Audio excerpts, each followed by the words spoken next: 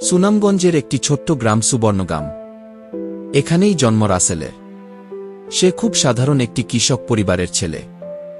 বাবা মাঠে কাজ করেন আর মা গৃহিণী। ছোটবেলা থেকেই রাসেলের চোখে ছিল বড় হওয়ার স্বপ্ন।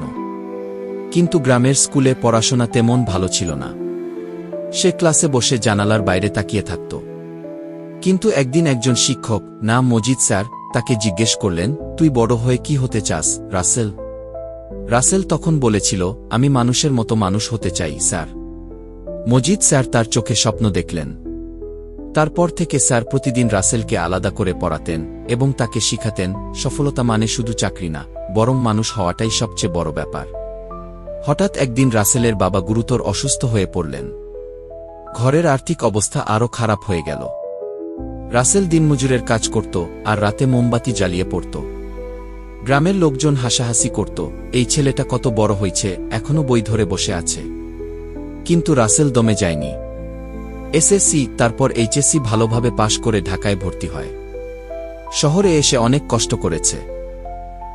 টিউশন, ডেলিভারির কাজ সবই করেছে শুধু লেখাপড়া চালিয়ে যাওয়ার জন্য। এক সময় সে ঢাকা বিশ্ববিদ্যালয়ে সুযোগ পায়।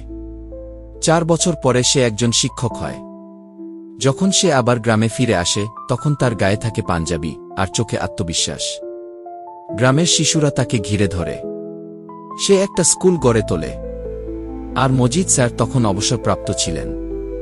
রাসেল তার পায়ে হাত দিয়ে বলল, এই স্কুল আপনার স্বপ্নেরই অংশ, স্যার। গ্রামের সবাই চমকে ওঠে, তাদের সেই কি অভাবী রাসেল আজ গ্রামের গর্ব। আজ সে আর শুধু রাসেল না, সে আলো ছড়ানো এক প্রদীপ। এই গল্প আমাদের শেখায়, স্বপ্ন কখনো ছোট হয় না, কষ্টের ফল একদিন আসে।